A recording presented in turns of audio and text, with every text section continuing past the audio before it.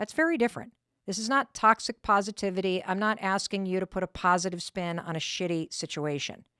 I'm also very clear that thinking nice thoughts, it's not going to get your bills paid. However, if you can get serious and intentional and strategic about training your mind to have a rosier and more optimistic and empowered attitude, you, my friend, will be able to say to yourself, I can do this. You will be able to say, you know what? I know my student debt is piled from the floor to the ceiling, and I have not opened those bills in approximately 10 months, but I believe in my ability to figure out how to pay this off.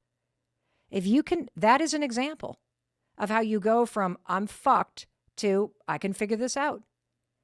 When you take off the dark glasses, you know what you'll see? You'll see you're not stuck in the job.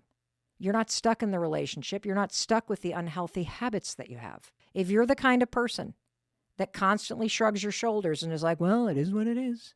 I got this college debt. It is what it is. I always date these losers. It is what it is. My grandfather was heavy. My mother was heavy. I guess I'll just be heavy and feel really bad about it. No. You can look at something differently. And when you look at it differently, you see different options. And I also want to say one more thing before we jump into the filter in your brain and its connection to your mindset. There are things in life that you are not going to change, or at least you're not going to change them overnight. For example, you and I cannot change that there is discrimination in this world. There is bias, and there is violence that a lot of people experience.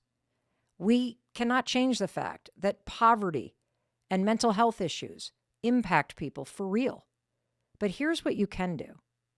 You can train yourself to look at the future and decide how you're going to react to and respond to the things that you're facing in your life. You can decide how you're going to heal and what you're going to do about those things for yourself and your community. And one final thing. We have a huge global audience here on the Mel Robbins podcast. And I want you to know, if you're listening in another country, that I am reading all of the questions that you're submitting through the DMs and through the forums at melrobbins.com.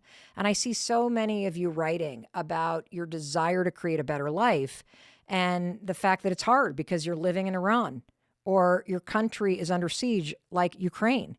And I'm going to tell you something. A positive mindset is not going to change the reality of what is going on around you.